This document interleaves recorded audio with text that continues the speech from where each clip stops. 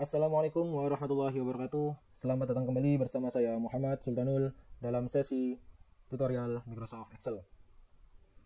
Pada video ini saya akan menjelaskan formula-formula yang ada pada Microsoft Excel, di mana formula yang dimiliki oleh Microsoft Excel itu sangat banyak ya. Di sini bisa kita lihat ada auto sum, financial, logical, text, date and time, lookup, mathematic, dan fungsi-fungsi lain, statistical, engineering, cube, informatic, compatibility, dan juga penggunaan website. Namun pada video kali ini saya tidak akan menjelaskan semua formula ini, tapi akan saya kupas satu persatu, di mana di sini sudah saya siapkan ada formula if dan juga formula if error yang akan kita pelajari pada sesi ini. Sebelum kita masuk dalam penjelasannya, alangkah baiknya bagi teman-teman yang belum subscribe bisa klik tombol subscribe-nya terlebih dahulu untuk membantu perkembangan dari channel ini, dan jangan sungkan-sungkan untuk membagikan kepada teman-teman yang lain agar bisa belajar bersama.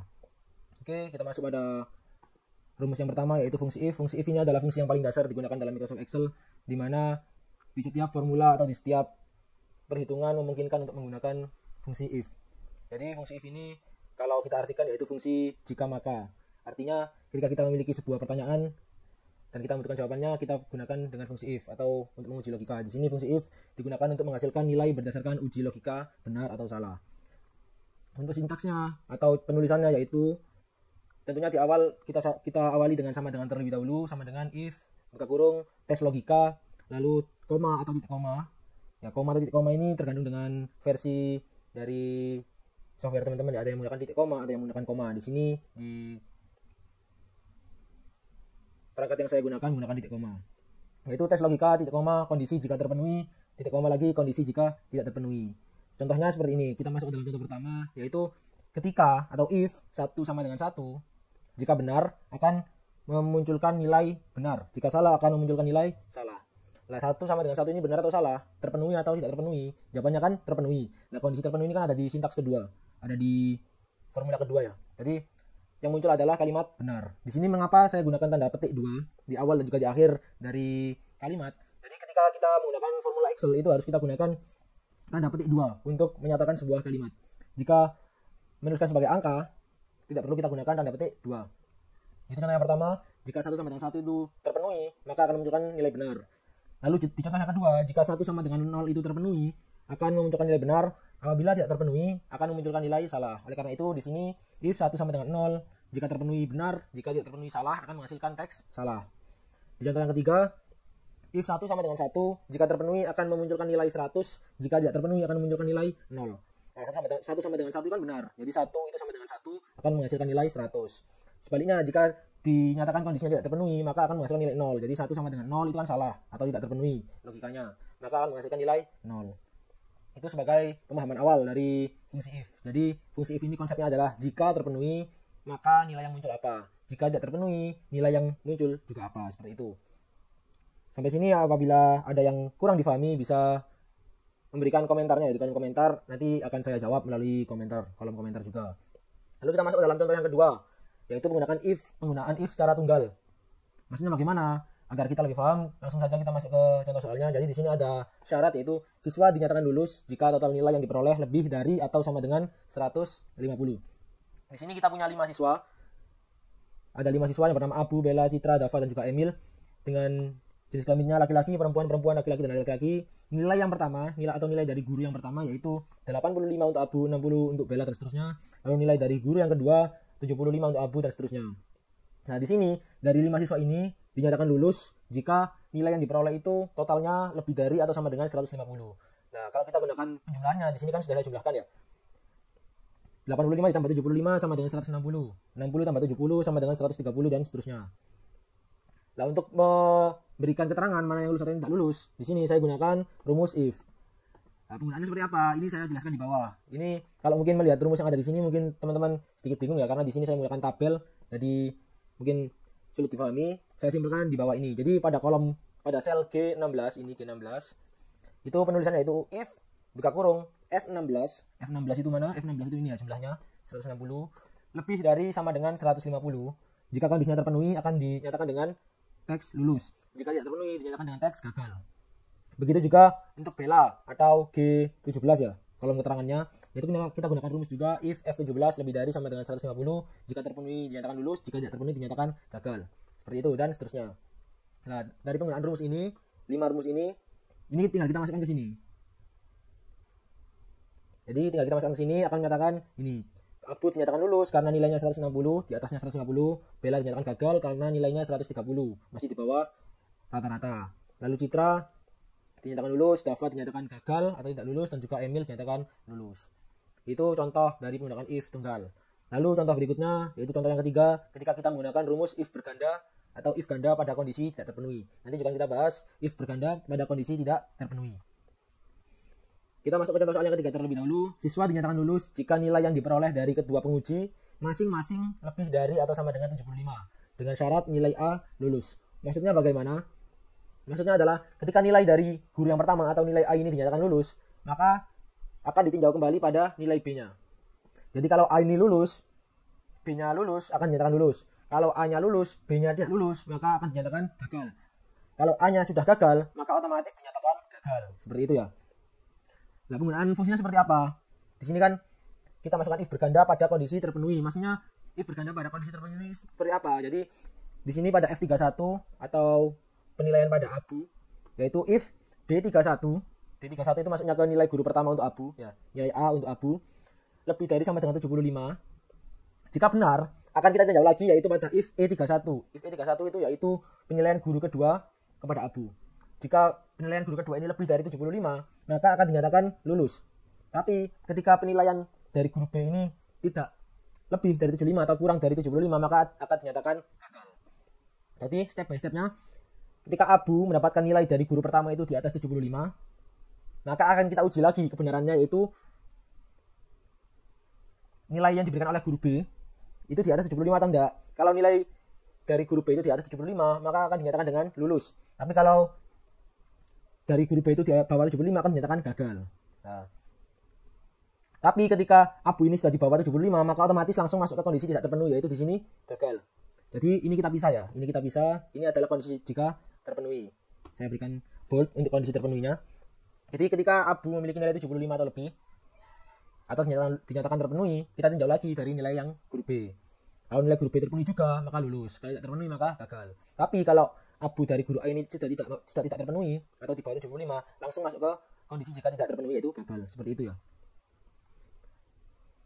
Jadi rumus ini bisa saling tumpang tindih. If, lalu kita ifkan lagi, seterusnya itu bisa. Nah, ini kita belajar step by stepnya, tidak langsung kita masukkan semua. Jadi di contoh ketiga ini if berganda pada kondisi terpenuhi. Hal yang sama juga berlaku pada Bella, Citra, Dava, dan juga Emil pada sel F32, F33, F34, dan juga F35. Di sini sudah saya berikan contoh penulisan rumusnya.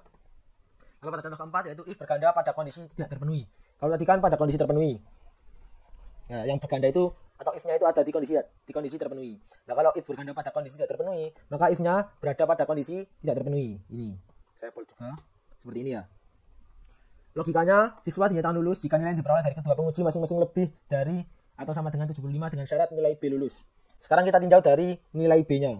Jadi di sini adalah ketika Abu dinyatakan lulus atau ketika Abu ini nilai A-nya itu lulus, ya 85 kan lulus.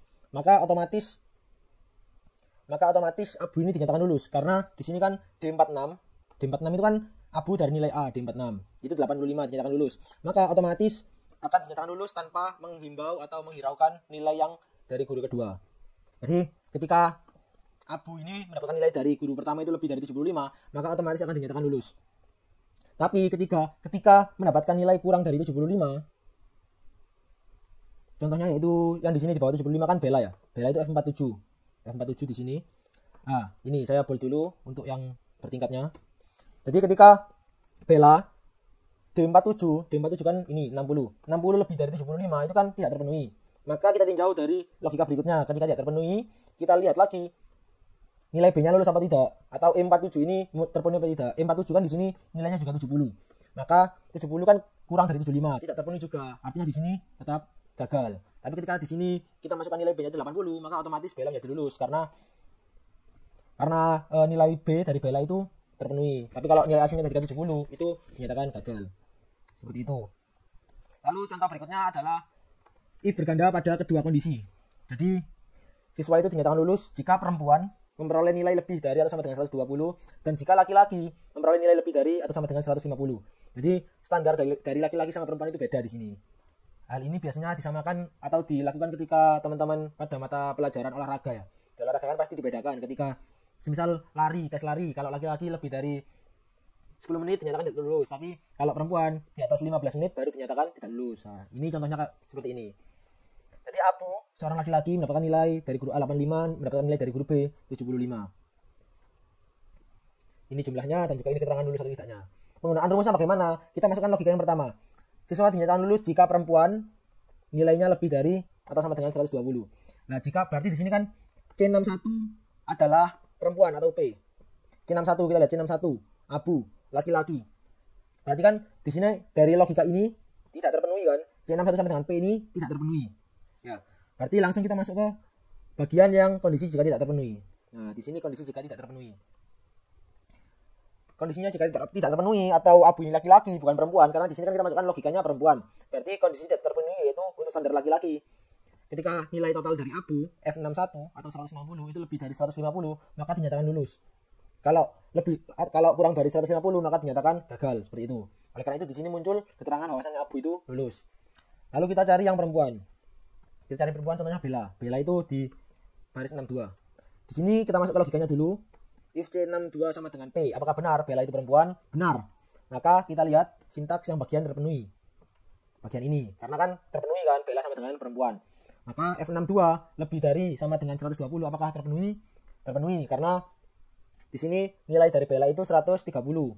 Sedangkan di sini standarnya adalah 120. Lebih dari 120 dinyatakan lulus, kalau kurang dinyatakan gagal. Nah, di sini masuk kriteria lulus. Nah, di sini ada yang gagal.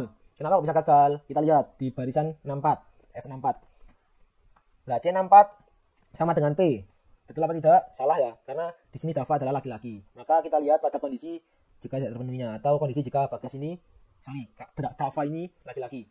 Itu F64. F64 ini nilai jumlah dari Dava 135 lebih dari 150. Kondisinya kan tidak terpenuhi, maka di sini yang kesimpulannya adalah gagal. Seperti itu ya, fungsi atau penggunaan dari if. Jadi if ini bisa digunakan bertingkat dan tidak ada batasannya. Mau bertingkat berapa? Kalau di sini kan berganda.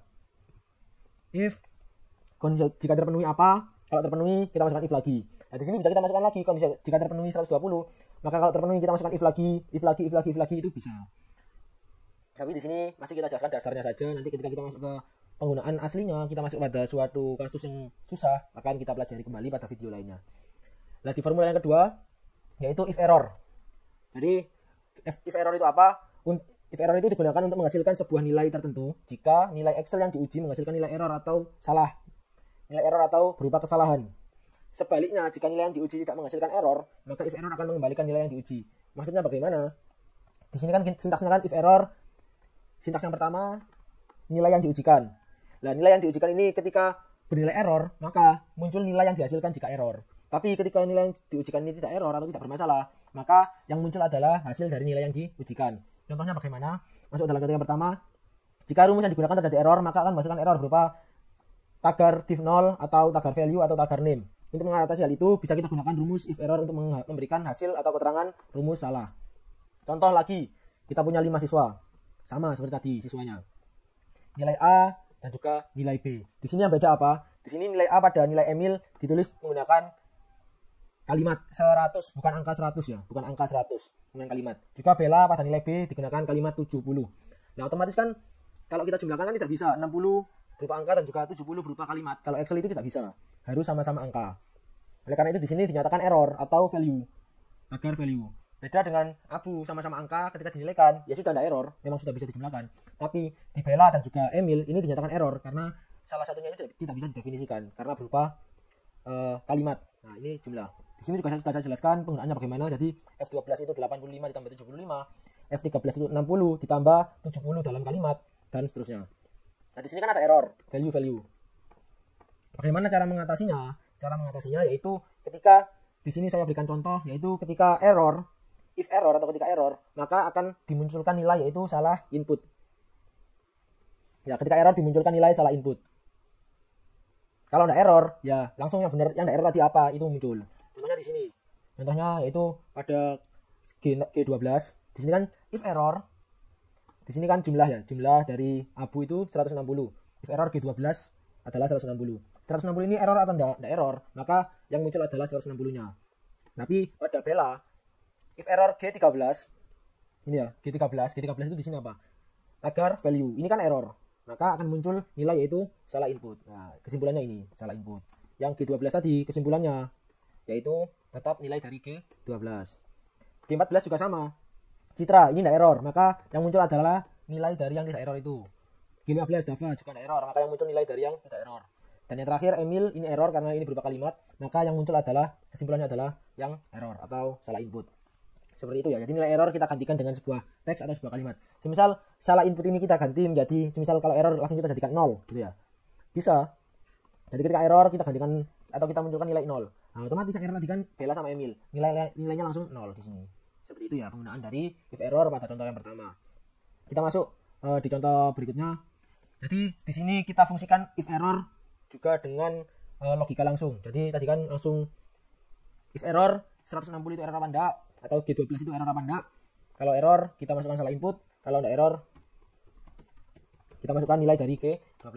Nah, contoh atau penggunaan rumus yang lebih simpel yaitu ketika langsung kita gunakan if error itu D26 ditambah E26. Nah, D26 tambah E26.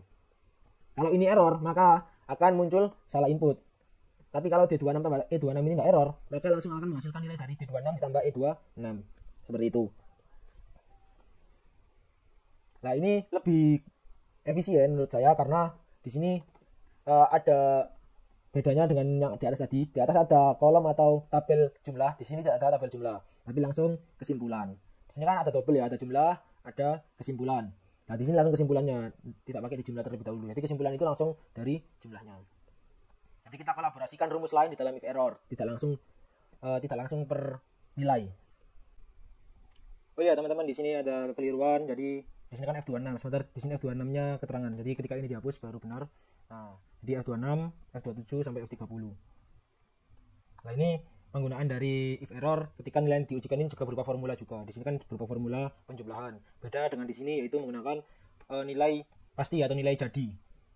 Tapi kalau di contoh yang kedua menggunakan formula penjumlahan atau pengurangan dan sebagainya. Perkalian, pembagian juga bisa. Nah, ketika teman-teman sudah memahami if error dan juga if, teman-teman saya jamin bisa mengkolaborasikan antara if dan juga if error dalam satu waktu penggunaan.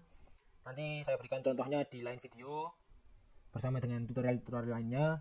Untuk video kali ini saya rasa bisa dicukupkan dengan dua formula ini. Di video berikutnya juga akan saya jelaskan formula-formula lain dalam Microsoft Excel.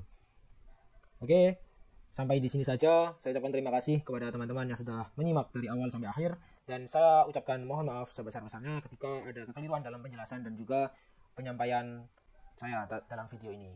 Oke, assalamualaikum warahmatullahi wabarakatuh. Sampai jumpa di video berikutnya.